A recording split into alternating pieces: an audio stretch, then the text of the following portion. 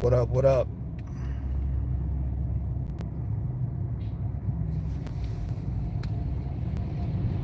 What up? What up? What's going on, everybody?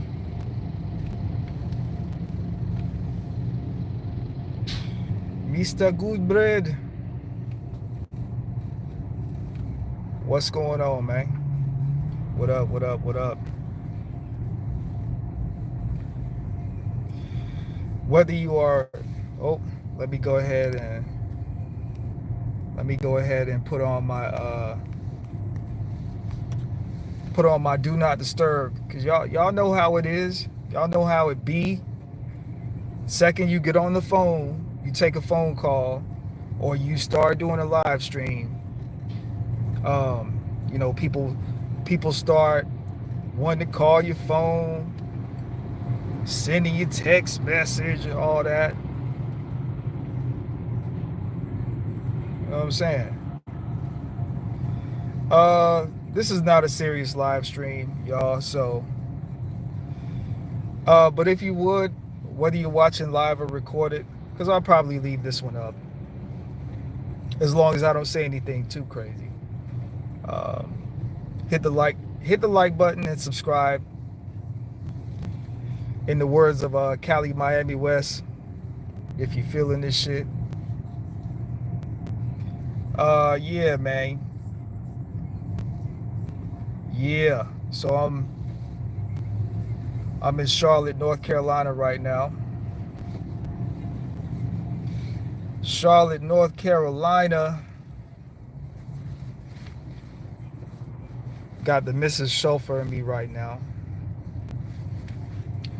I was gonna drive, but I figured, hell, you know, let her learn some of these southern roads. Let her break in her driving skills on some of these southern roads. And as you can see, we in rush hour right now over here.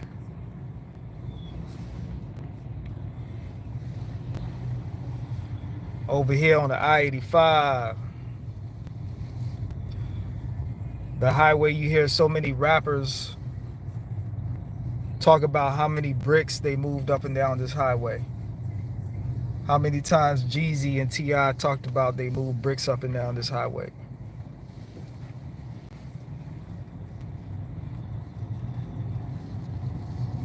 Cookout. So yeah,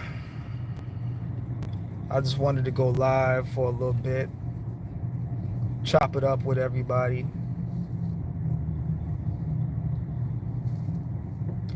And it's 50 degrees, 48, 49 degrees. And I'm like, damn, I shouldn't have chopped off all my hair. I should have kept it. But now I'm over here looking like Mr. Freeze, bald-headed Zone.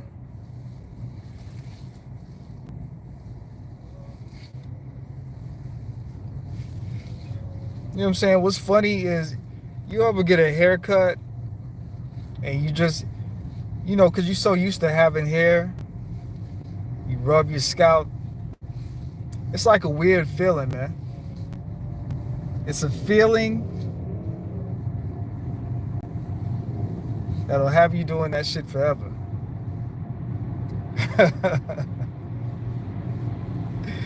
What's going on, XL Pro? Salute, salute, salute. Yeah. Why are the trucks in the middle lane? They were supposed to be in the right-hand lane. Yeah, they can be in whatever lane they want to be in.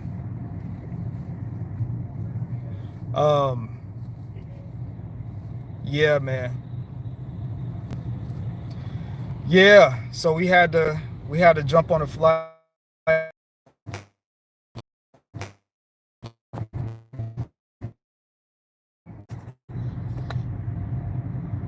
We in 2025 and still dealing with country bumpkin, non-having internet, southern bumpkin highways. Yeah, but put a one in the chat. Put a one in the chat if you can still hear me.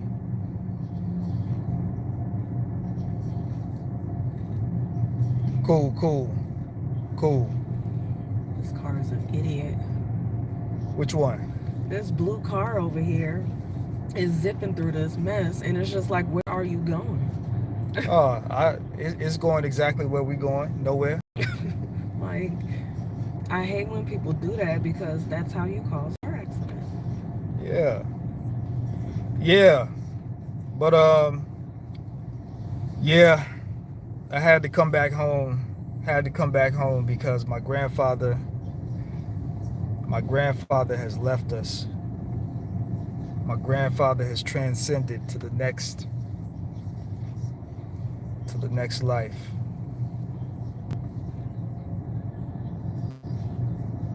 So he was there for me in the beginning, so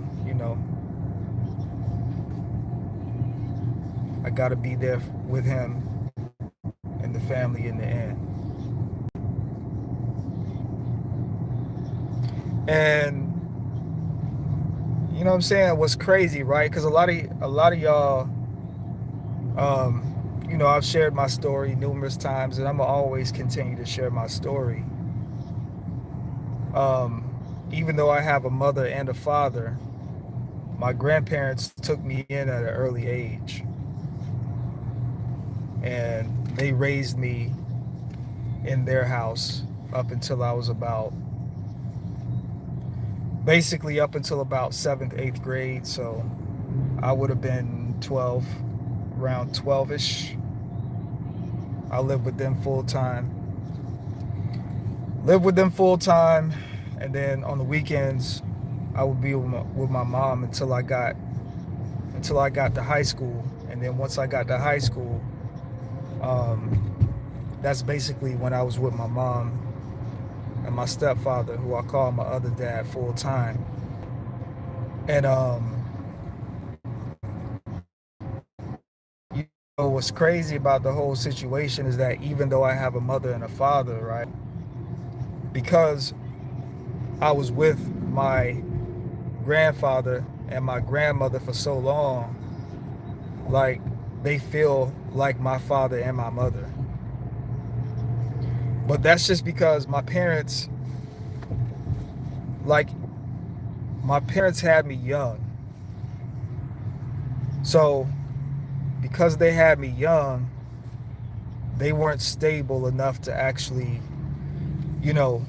have me with them full time. So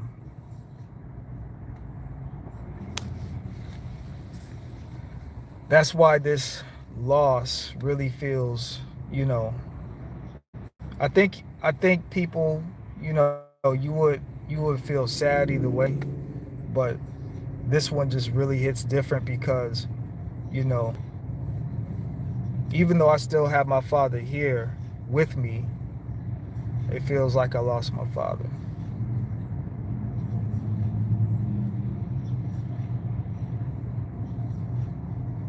Because he was the primary father that I had growing up.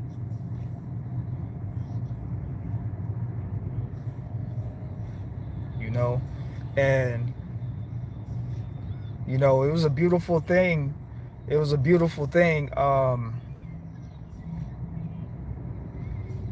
got to talk to my grandfather, even though he wasn't really too coherent. I actually got to talk to my grandfather on the day that he passed.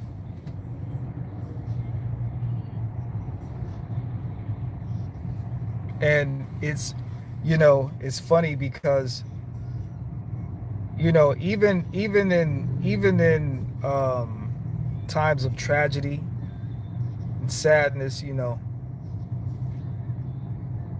humor, there's always humor and you know, the most tragic times. And it was funny because I was talking to my grandfather while he was laying on his deathbed, you know, and his eyes were open. And it was something because I was telling jokes, you know, and I was doing that because I was trying to get a response out of him. And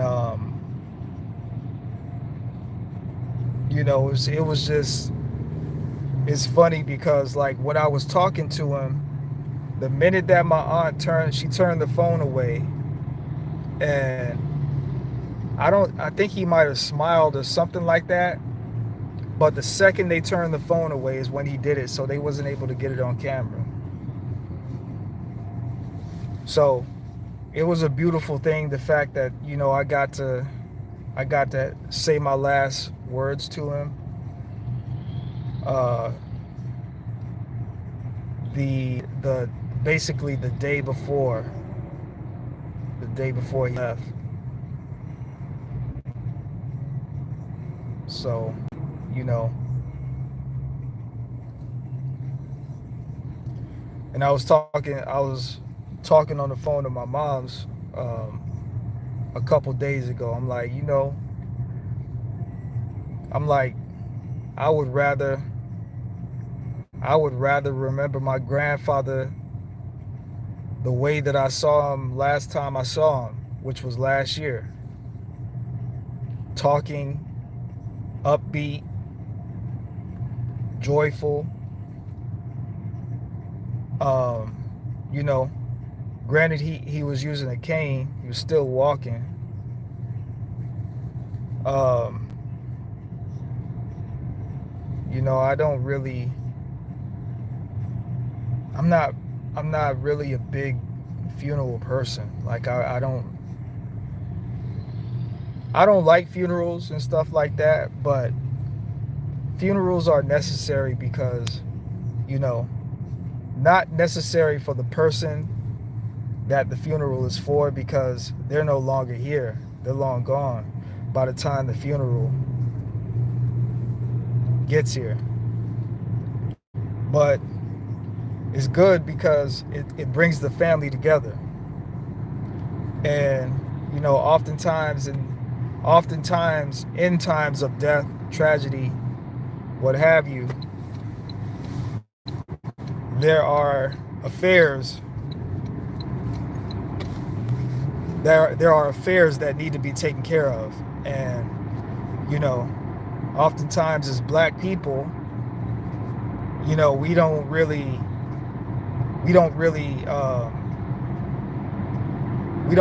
do that. You know what I'm saying? When people pass away like that, we just be so quick to put them in the ground, and you know, don't handle the affairs, like, you know, the finances and property and, you know, assets that person may have had.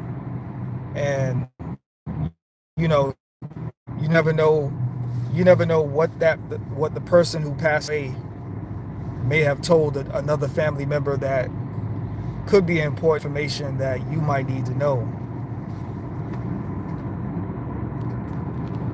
So yeah, that's why funerals are important, because, you know, families families should always get together when somebody, you know, when somebody gets married, you know, whether that is through the legal way or the spiritual way. Families should come together and witness that.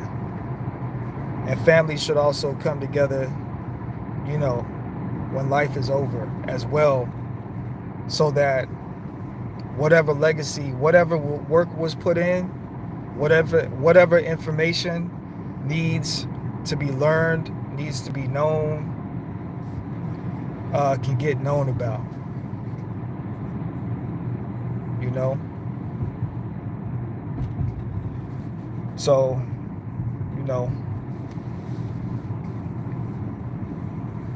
so I'm headed Headed back to good old Greenville, South Carolina to pay my respects to this man, you know, who,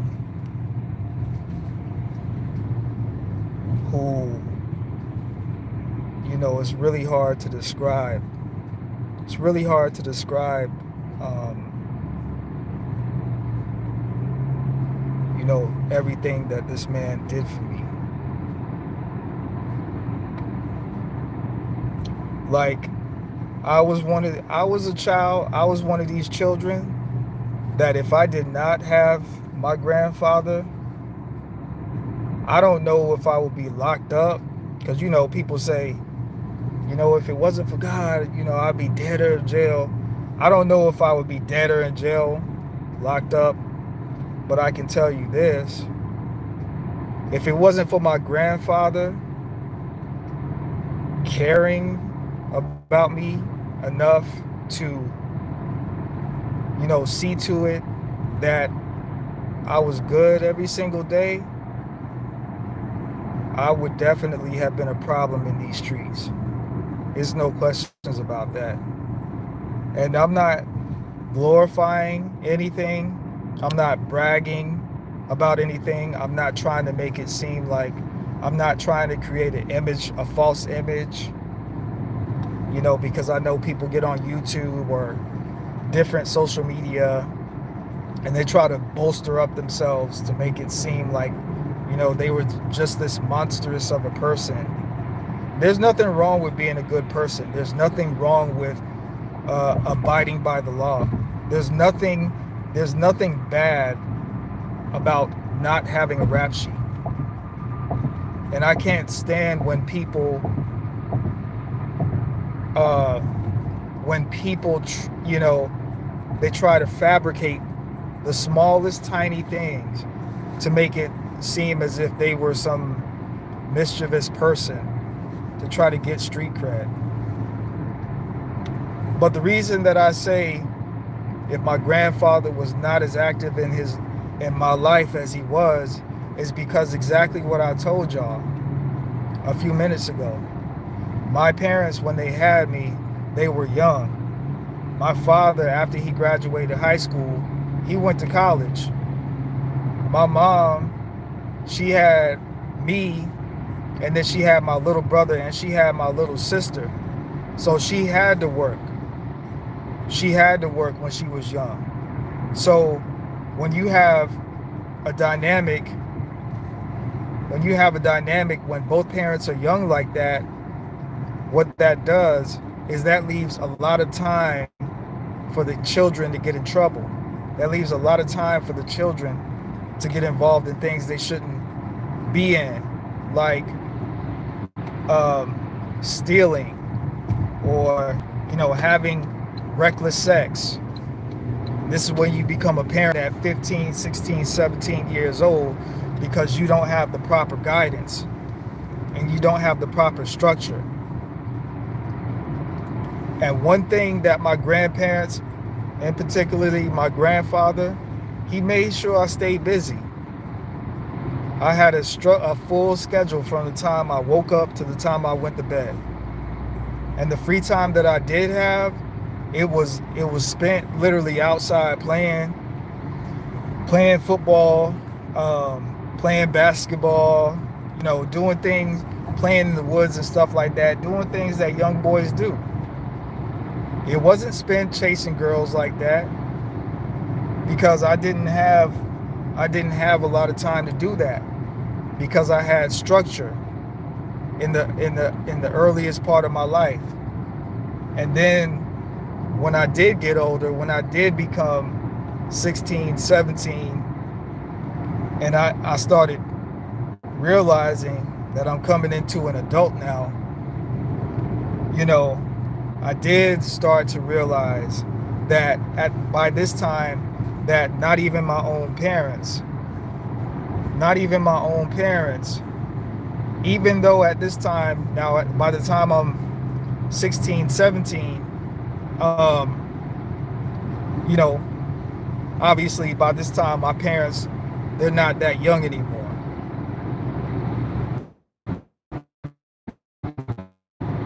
But it's difficult with 15, 16, 17 get out here and do what they want to do. So if it wasn't for my grandfather really caring about me, and the reason I'm using the word caring is because we could say that we love somebody all day long, but love is shown through care. Love is shown through action. So I know that my grandfather loved me because even, like I said, even when I got older, he could have just let me go stray away. He could have just let me be astray. But he didn't. He kept making sure that I was on the right path.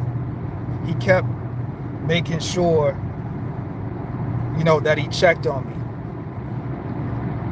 me. He kept making sure that he came to visit me, when I moved in with my mom full time, when I became a little bit older. And not a lot of people, not a lot of grandparents do that, especially because grandparents, by the time they work, they retire, they want to have a good time. Like they enjoy having their grandkids every once in a while, but the majority of grandparents ain't trying to be raising no grandkids. I even told my own daughter, I tell her every chance I get, don't be having, first of all, don't have sex, because if you have sex, that means that you're ready to be a parent. You having sex before you're 18, that means that you're ready to be a parent. And on top of that, let's not fool ourselves. These young people ain't using condoms. So I'm no fool. I know what the deal is. I know what it is. And I know what the deal is because I too, at one point, was 15, 16, 17, doing things at that time I had no business doing. Like a lot of children. Well, yeah, man.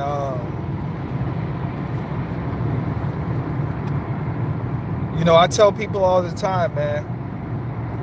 Like I'm even going through some of my own personal stuff in real life, man. My daughter's mother want to try to keep my daughter away from me and stuff like that, just because she thinks she can control. She thinks that she can manipulate my behavior and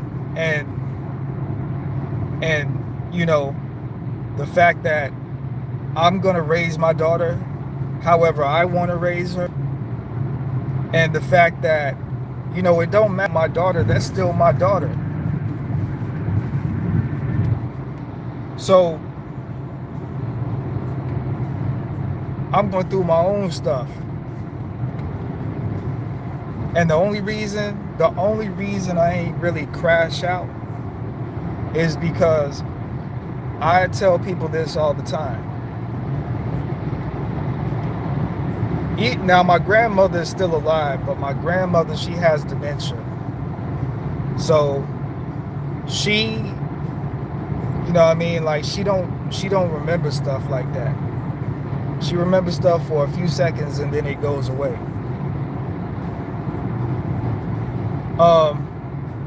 But I tell people all the time, man, because I was blessed, man. Like I got to travel when I was young, and I got to travel because my grandparents were retired. That was one of the benefits of me being raised by my grandparents, was that when they travel places, I got to travel places. That's why I'm a well-traveled person. I'm not a well-traveled person just because I up and went a lot of places. I'm a well-traveled person because my grandparents took me places with them. And I tell people all the time, like, listen, experience the world. Experience the country that you live in. Don't stay in a box. And the only reason I could say that was because people before, people that cared about me, that's what they showed me. That's what they showed me. You know, and I just don't have the energy.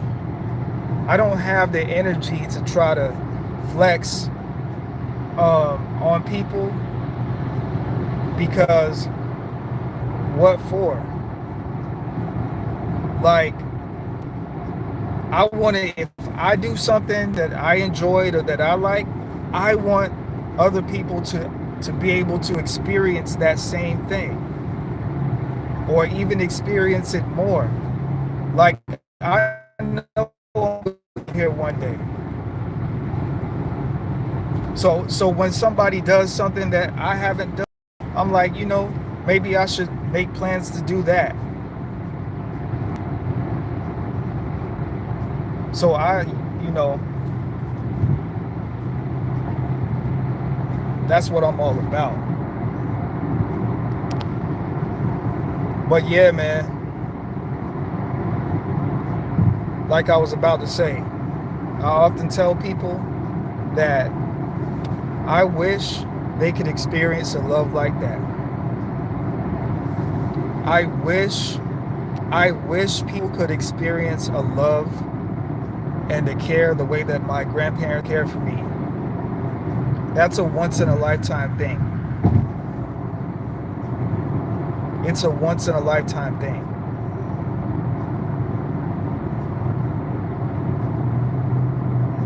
I wish people could feel that, could, you know, I never knew a love like that.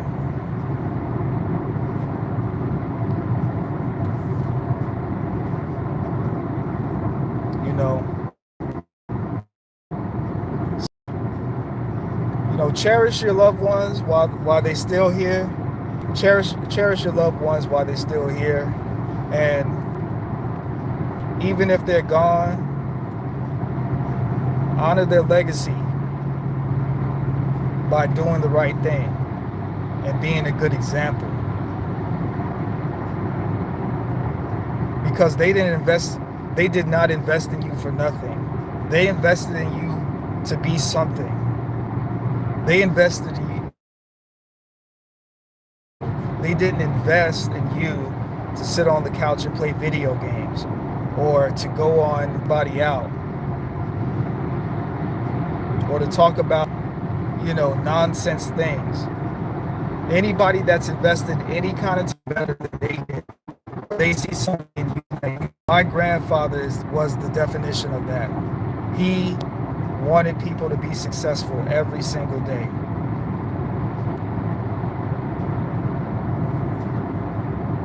So I just wanted to come on and share a few words right quick, because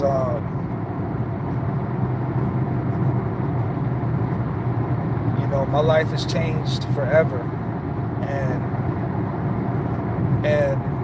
the more that I come to grips with the fact that he's not here, the more that it feels different.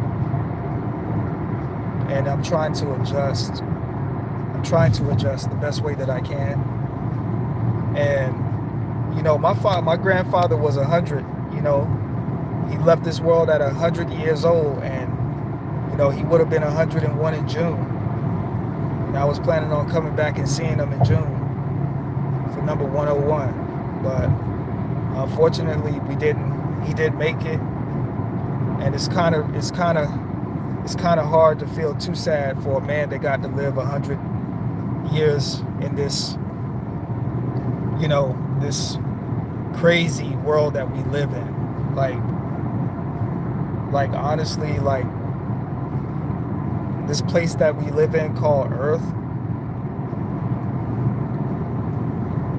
can be a very difficult place, but that's why it's up to you. And this is also something that I learned from my grandparents firsthand. You have to make your life beautiful, because this world is a cold, harsh place.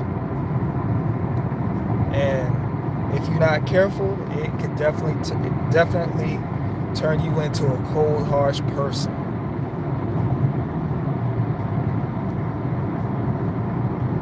And that's not fair to yourself, and that's not fair to other people, especially people who invest in you and who actually care about you and want to see you do well.